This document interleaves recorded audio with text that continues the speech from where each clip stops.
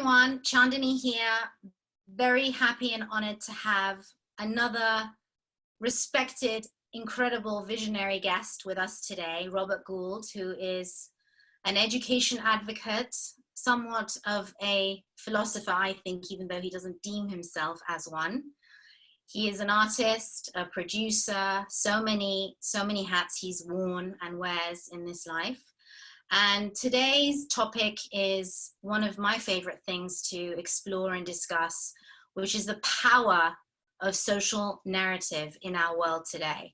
And, you know, I was contemplating and thinking deeply about this conversation topic over the past couple of weeks since we decided to do it. And it's brought me back to my younger years at university and studying philosophy and Descartes and Plato and Socrates and remembering in my youth how inquisitive I was as a young child before knowing too many things. And then as we've grown in this time of the 20th, 21st century, how many of those reflective aspects of learning have sort of disappeared in a way and have become a specialty in a very, very small microcosm of dialogue between institutions, narratives, and people. And so I wanted to just let you know that for us to be exploring this conversation outside of a scholarly narrative is so important, and the aspect of reflection and exploration of understanding who we are, the nature of who we are outside of dogma or spirituality and inside of reality and culture is such an important bridge and arc for us to come back to. And so I just wanted to give you that introduction and that acknowledgement for bringing this topic into view and into the most important urgent aspect of what we need to deal with today, because the youth of our world is missing this kind of reflection. And for us to be able to bring these conversations back into the territory where they belong, frontline and center, is absolutely my privilege and honor. So I'd love for you to introduce yourself, introduce the topic we're going to speak about, and we'll get right into it. Robert Gould. Sure, yeah. It may be best for me to kind of skip a stone across my life and career. I've been a working artist all my life. I was raised, Krista Tippett often asks people what their spiritual roots are when she does interviews. And I was raised in the Roman Catholic Church, and it was the Latin Church. So from being a young child, I was surrounded a lot with art and symbol. So I kind of grew up within a symbolic universe of spiritual images, art images, images from literature, and began to have my relationship with that experience and with the world through making art.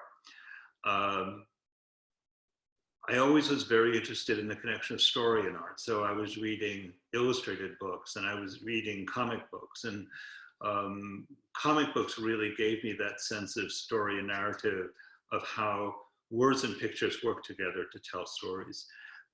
But of course, comic books at the time and continue to be deeply iconic.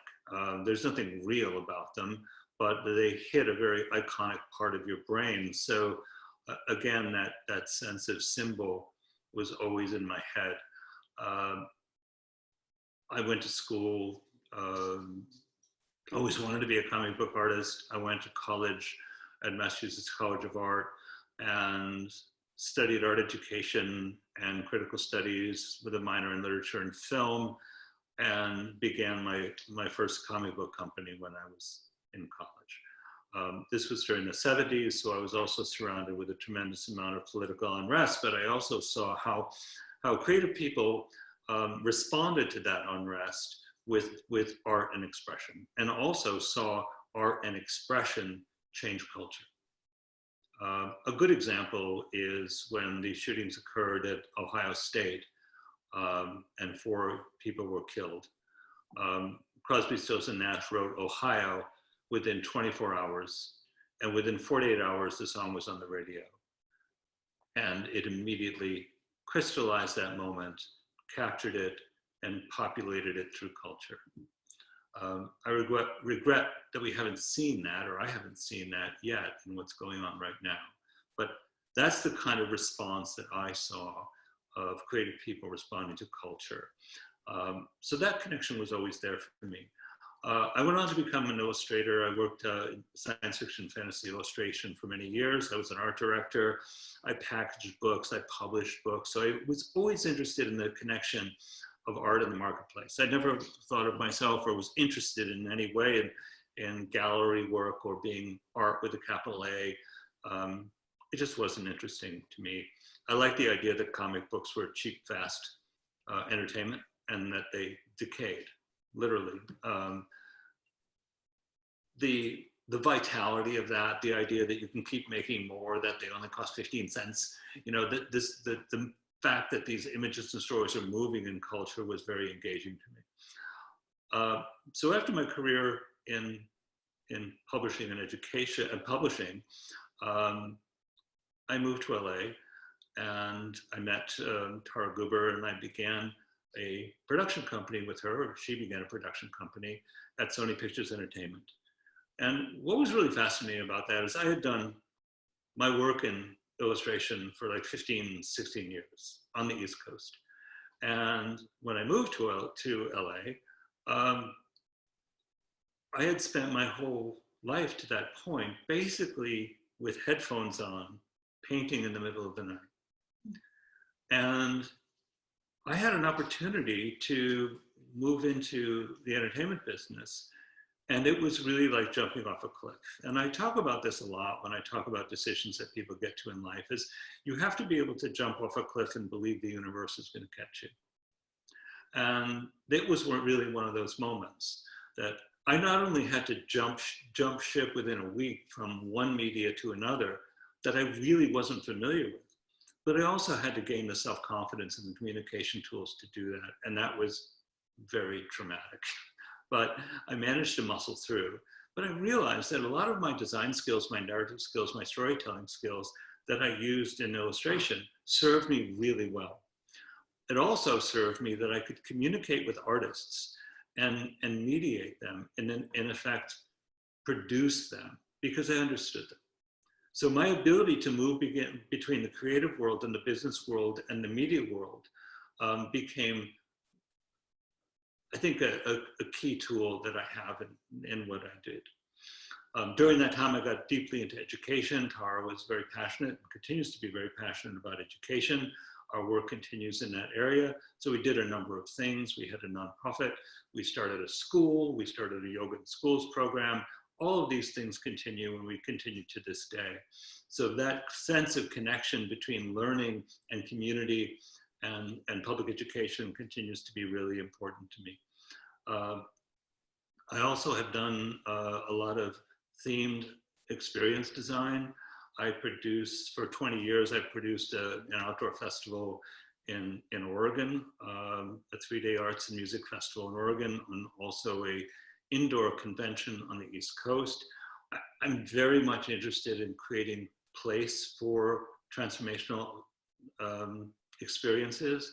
I'm not, as I said, I'm not really interested in making objects in that sense. I've become much less interested in object making than experience making and experience design, which really leads me to really think about what kind of animal are Homo sapiens, and why is story really at the root of how we function?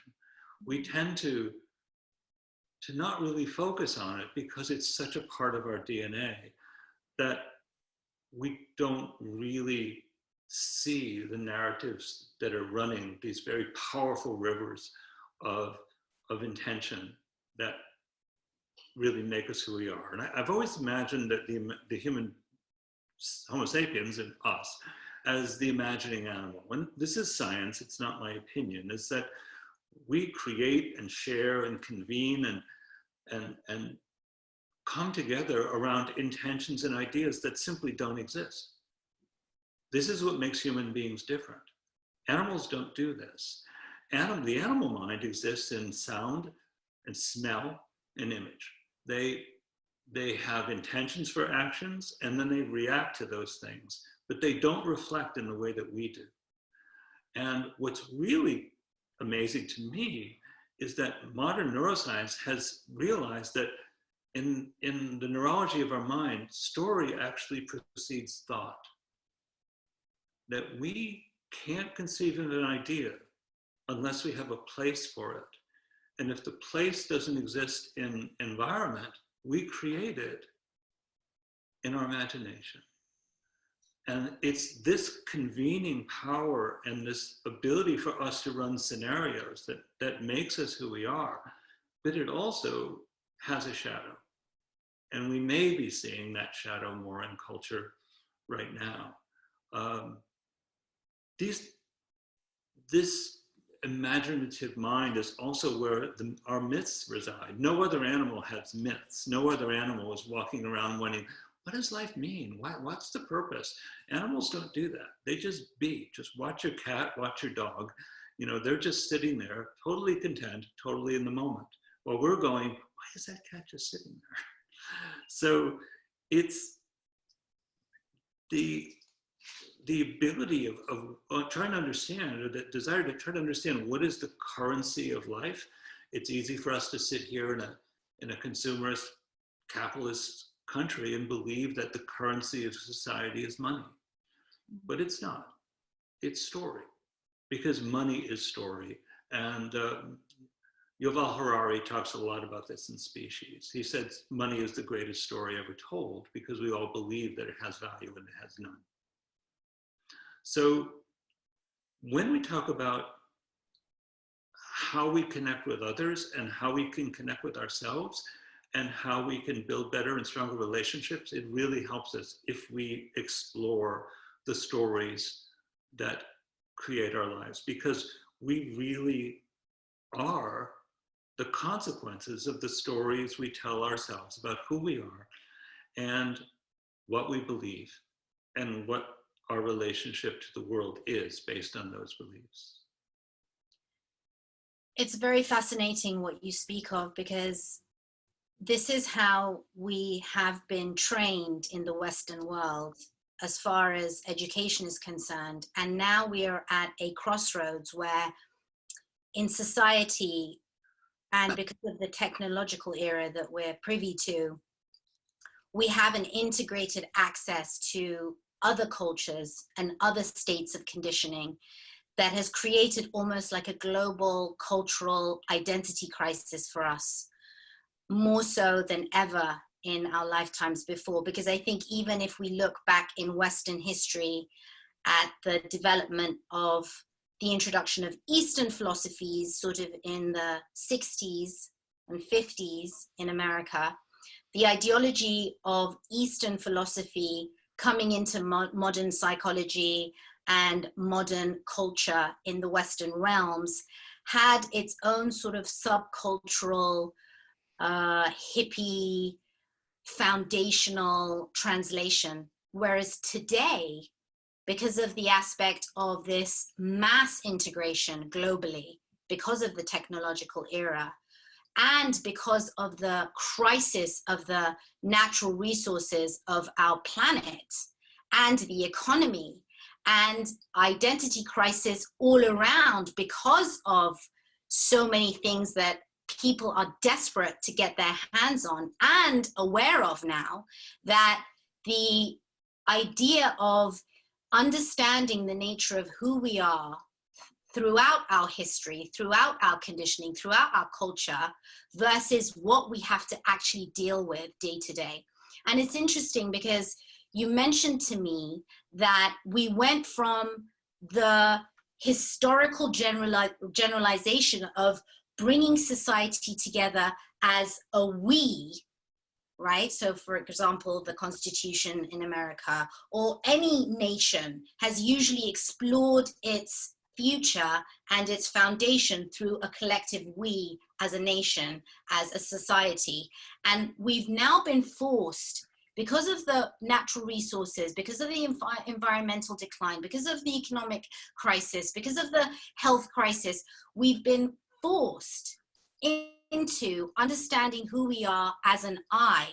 And that both has created dilemmas and it's created some sort of salvation in a way. Can you comment on that? Sure. On how we've broken off from the collective ideology of the we, and we've moved into the ideology of the I, and how that is both a good thing and also has its price we have to pay for? Yeah, I think there's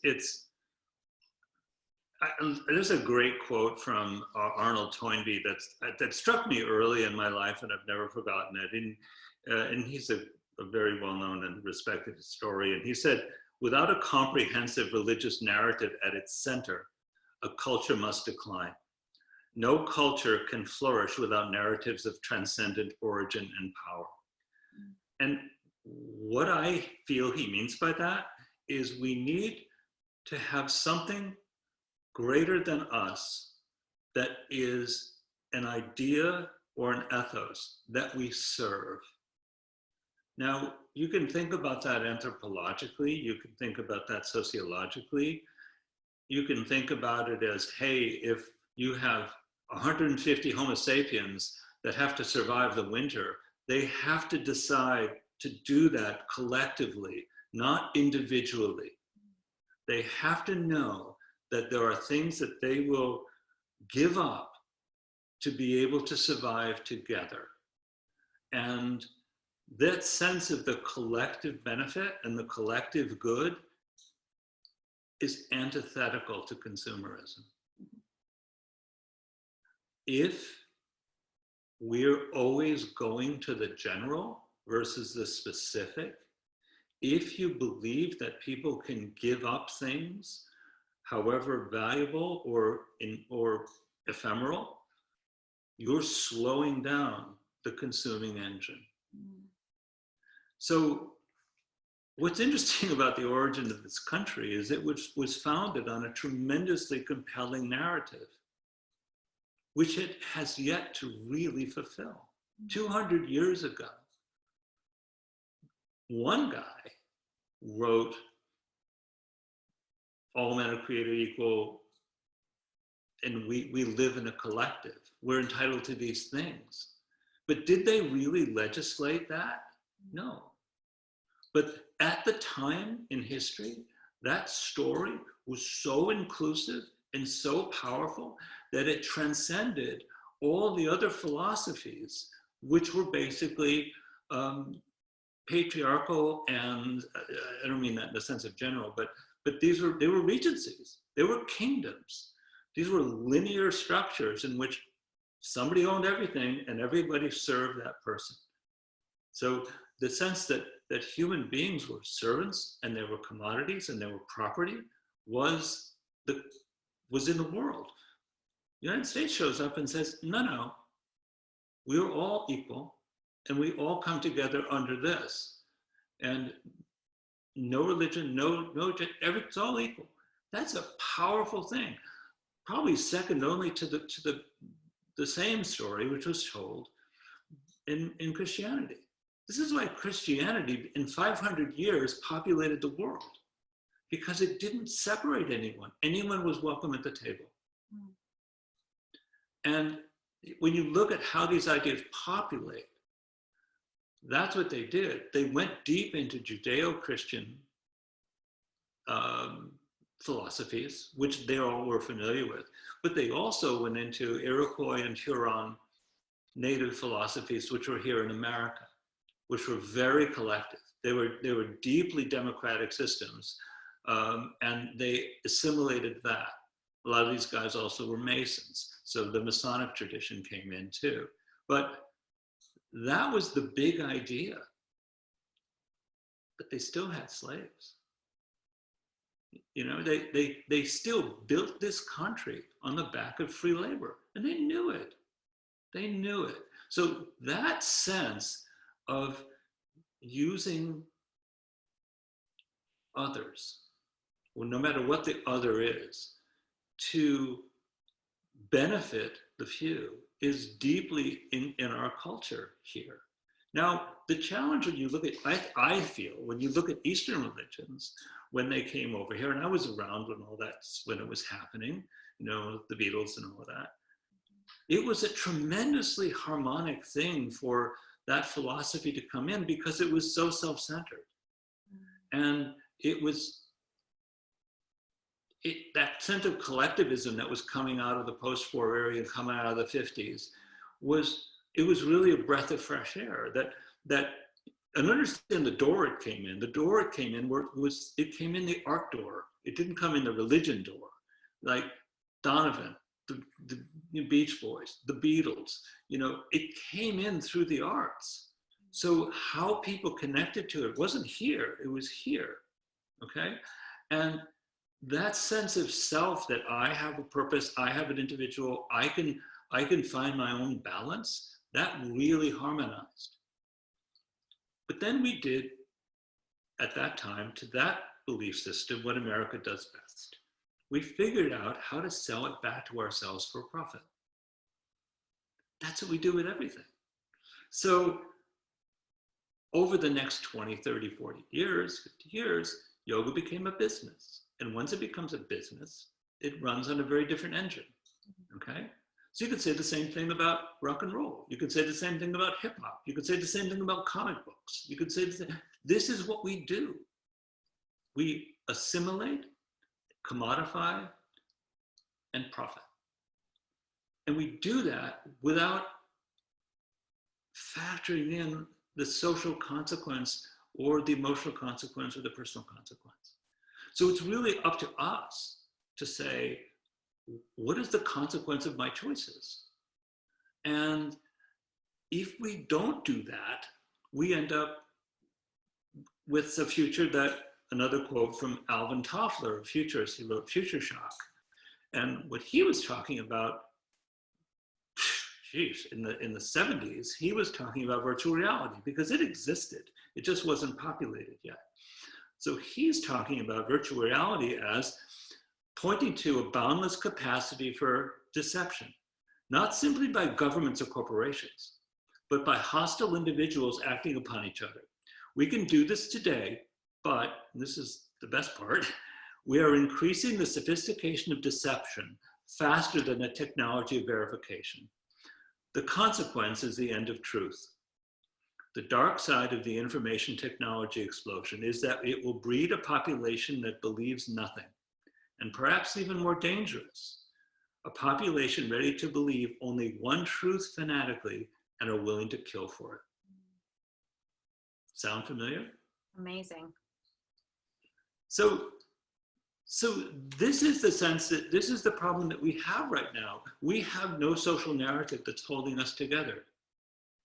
This government doesn't want that.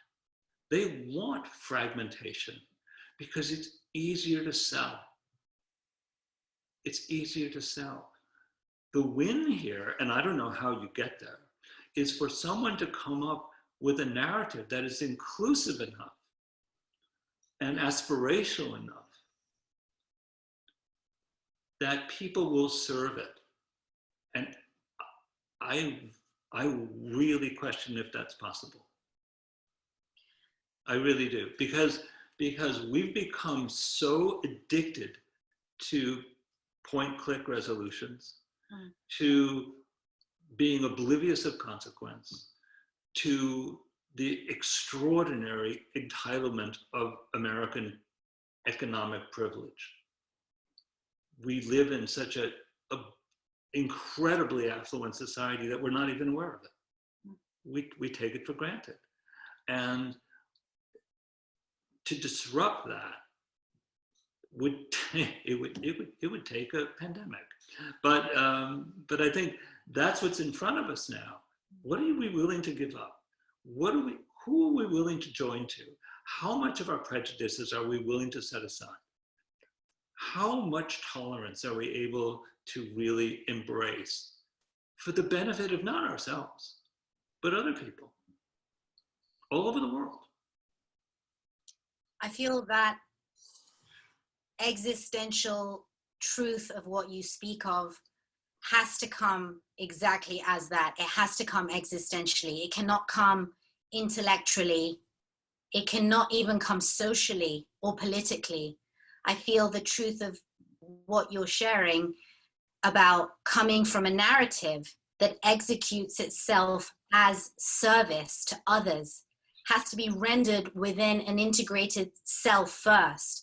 And so that's where my work comes in with Ayurveda, that focuses on the individual as part of an integrated whole, which does not exclude any agenda, any phase, any season, any part, and empowers that human being to understand its own nature and thus practice with extreme discipline and not dogma, not subjectively, but objectively, what will harness a balanced human lifestyle. And I think education is the forefront of a revolution that we need.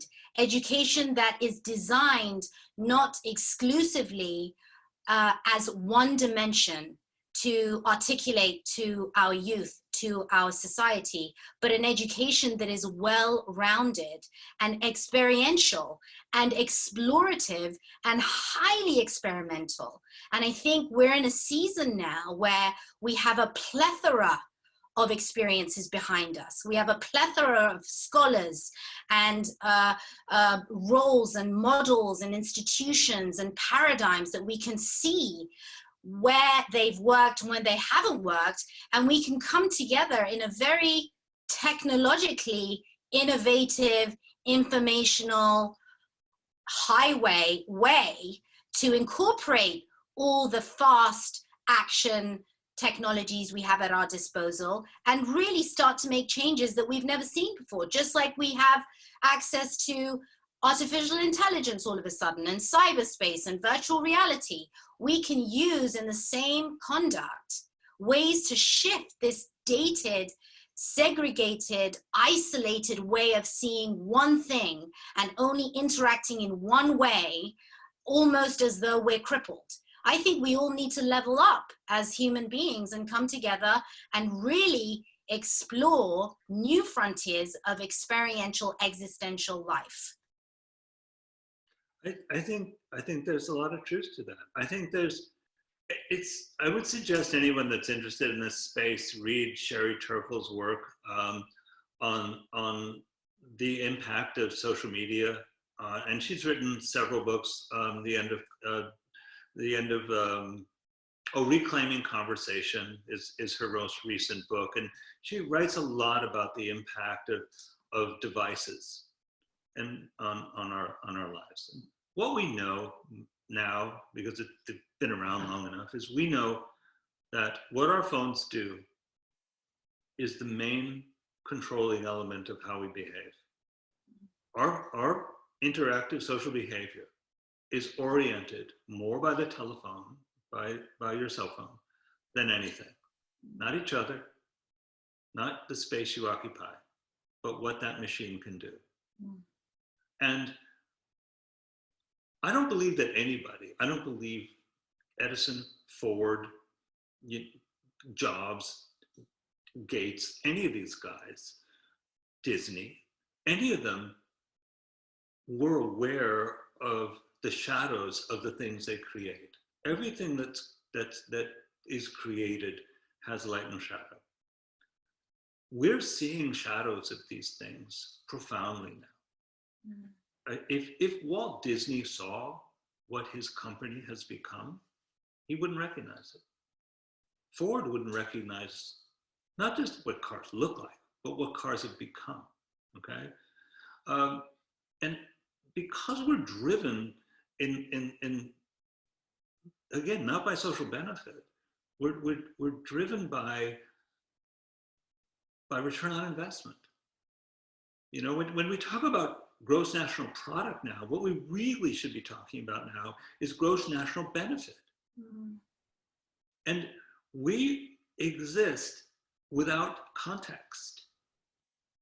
Anybody that's looking at this right now can click one button and look at something else. Okay?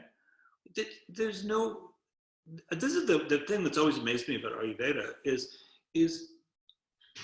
it's such a fascinating way of how Americans deal with stuff. It's like, oh, Ayurveda, that's great. Let's go do some Ayurveda stuff, you know?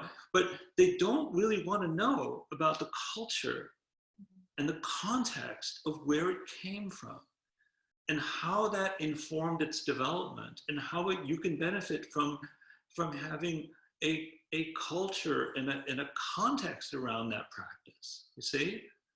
It's really quite, and it's, everything gets commodified in that sense. Mm-hmm. So, I mean, where we go from here, I think we're probably looking at a severe disruption of the paths to product that we have traditionally. When you talk about education since the 50s has been designed to create workers.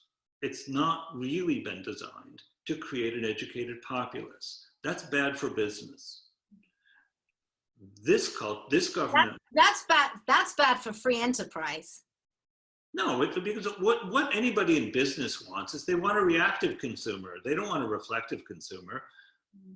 And it's been proven once mass media began to advertise and use television, which really started, in the 60s, the ability that media realized to control public thought was profound.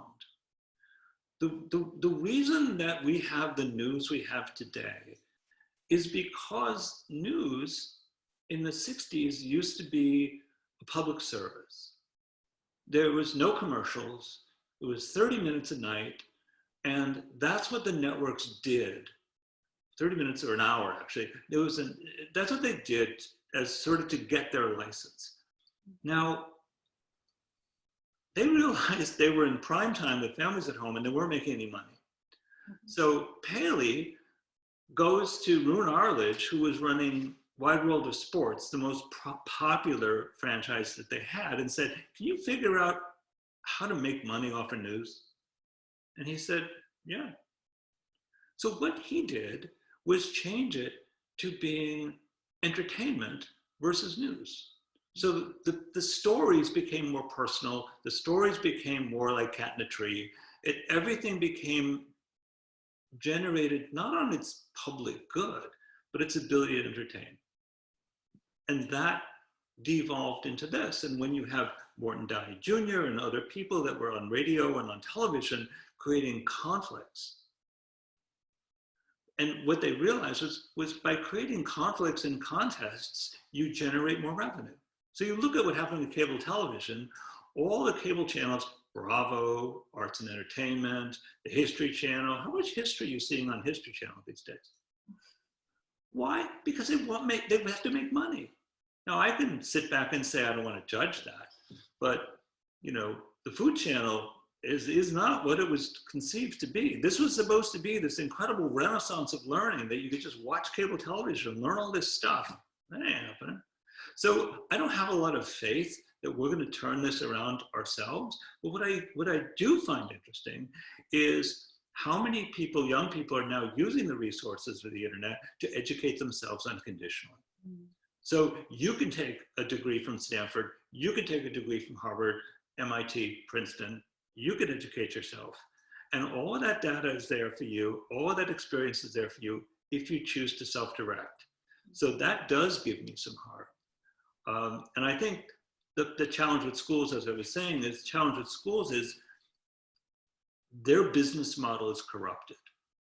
And there are people out there, whether it's going to be Apple or whether it's going to be Netflix, who are going to shift education into this medium right here. Mm-hmm. This is school. Well, it's already started. That's right. Pandemic. So what you have is you have kids coming in digital. They're born digital. They think this is real, which it is a level of reality. They don't question it. They don't say, oh, I really miss my friends at home. This is their friends at home. Mm-hmm. This is it. So when you have really smart people like Reed Hastings or the people at Apple or even Microsoft or the people like that, if they really aim and fire, it's all over. And what you're seeing already, the fears that, that educators have these days is not if people will how do we take care of kids when they come back from COVID, is will they want to? Will they want to? Will they see that when you're paying 70, 50, 60, 70, $80,000 a year to go to a university, and the situations occurred where you actually question the value? That's pretty seismic. That's a big deal.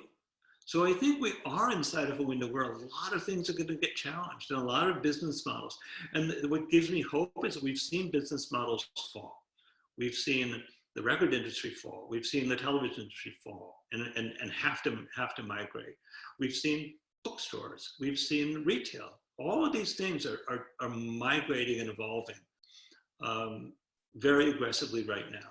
Now, will they do that with a sense of public good? I don't know. I don't know.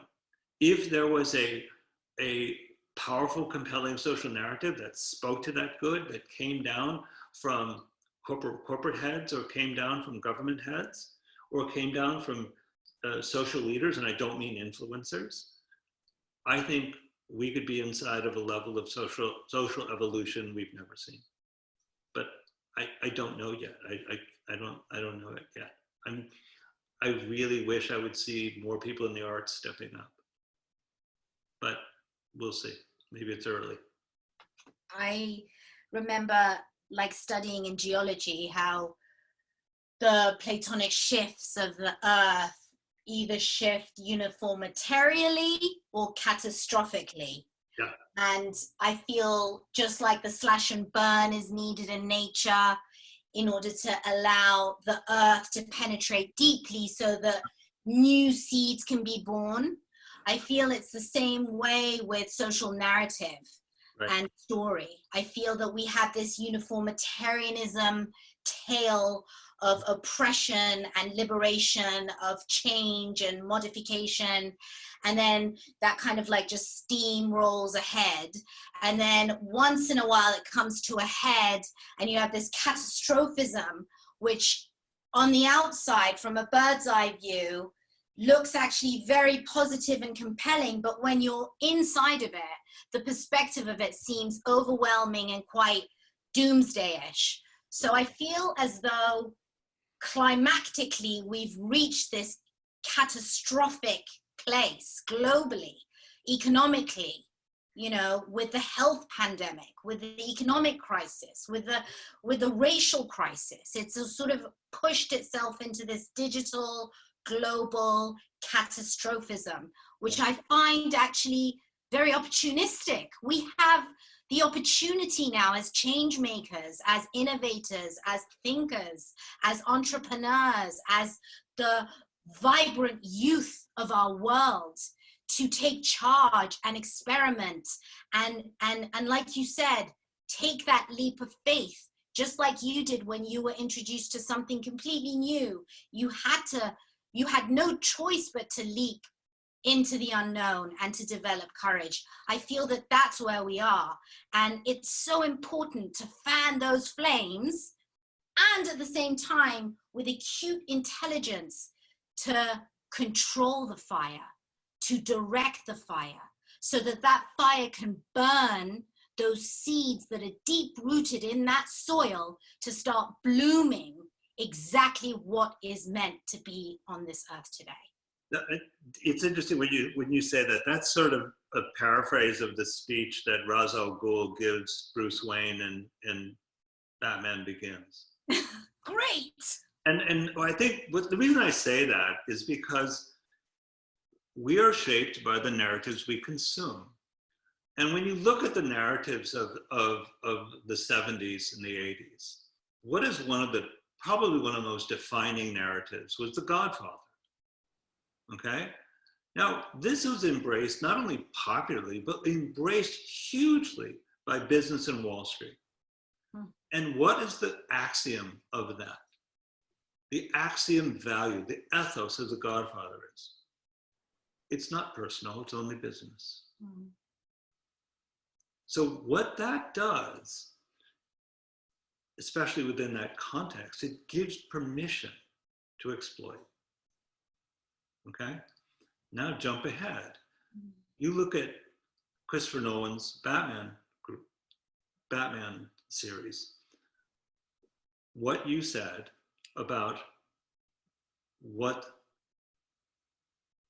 is needed in culture is what the villain of Batman says to him, is that there comes a time in all cultures that they must burn down to grow again. And the group that Ra's al Ghul, the bad guy, has been attached with, has done this through history. And it's time for Gotham City to go. And that's the first one. The second one psychotic, Batman, meets another psychotic, the Joker, who only wants chaos. What is said about him is there are some people that just want the world to burn. And we may be inside of a psychotic episode like that. We may be. It's a combination of both of them. Now let's just look at one more expression of our cultural narratives. Superhero movies. When you look at a superhero movie, of which I grew up with that stuff, I thought this would be my dream to be able to see these things. I can't stand them anymore, I'm done. But there's like 40 of these things. They drive the engine of the entertainment business. What is the ethos of every single one of those movies, including Wonder Woman? Power wins. Power is the way to solve a problem. And you exercise power without consequence. Did you ever care about the people that live inside the buildings that these superheroes are thrown through things to? Do anybody think about the consequences of destruction? That it is a constant conflict. There's no conversation happening. It's a gladiatorial power thing. And then you think about all the video games that use that same engine. This is inside of us. So this is not the 70s or the 80s where there's a diverse kind of media.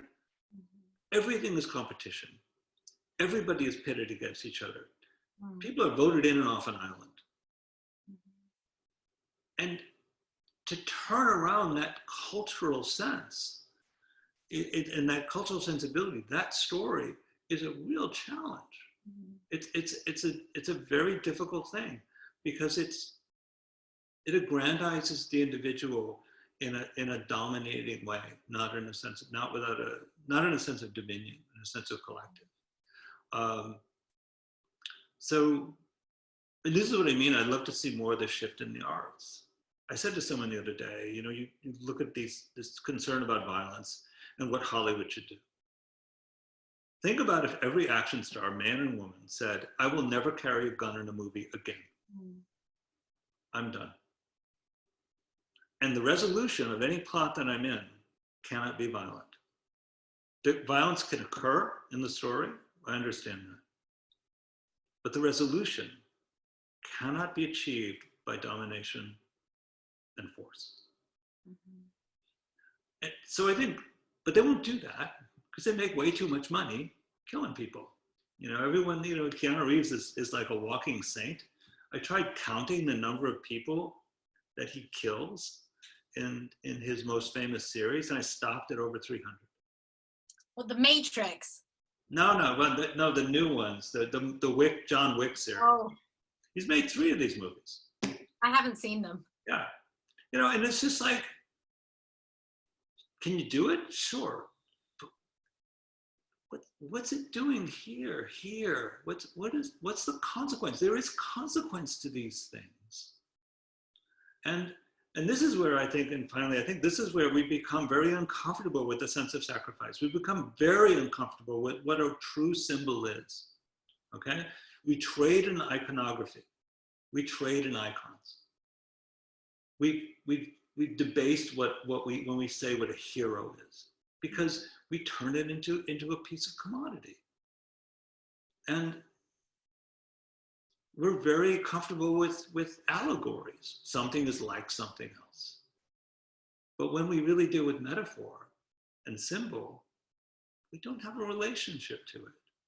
You know, I've said that a good way to understand it, and to paraphrase Turner's final words, is you can say the Son is like God, or you can say what he said when he died, the Son is God. And they're really different. Mm-hmm. And there's a lot more fulfillment and aspiration and hope and promise in one statement about the Son than the other.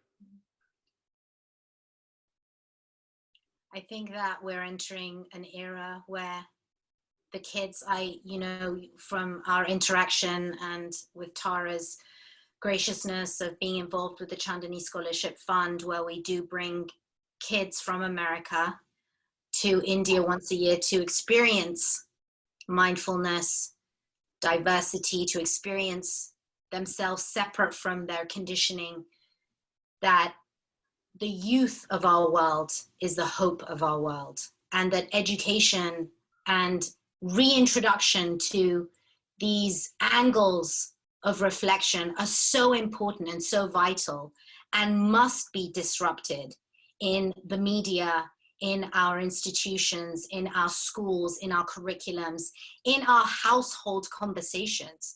The accountability of every adult to have these kinds of conversations, these kinds of reflections with our children, for our youth, is the most political thing we can do. It's very true. This is what Obama talks about. It's like, start locally, think globally. And you're absolutely right.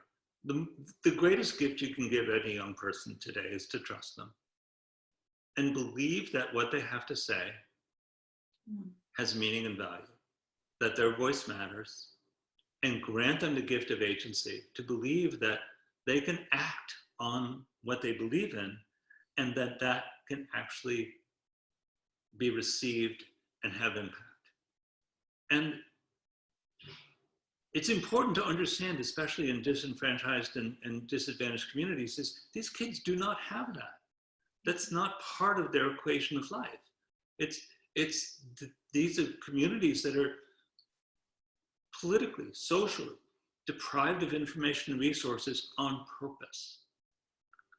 So if you give them that, the blooming and the blossoming that you see, the promise that rises out of these young people is one of the most inspirational things I've ever seen. You know, it really is wonderful. And you realize, number one, what an extraordinary engine of evolution and social evolution we have waiting for us when we do this, and you understand why there are forces that repress it. Robert Gould, thank yous would never do justice to this sacred time of exchange between each other. I would love for us to continue this conversation, because I feel like we've just hit the tip of the iceberg. I feel like it's a chronicle, almost a comic of satire and I don't even know what to say at this point, but it's so important. This conversation is so important. And I just want to thank you from the bottom of my heart for bringing it into this repertoire. And thank you for sharing this space with me today. You're very welcome. Thank you, dear. Namaste. Thank you, everyone. Thank you.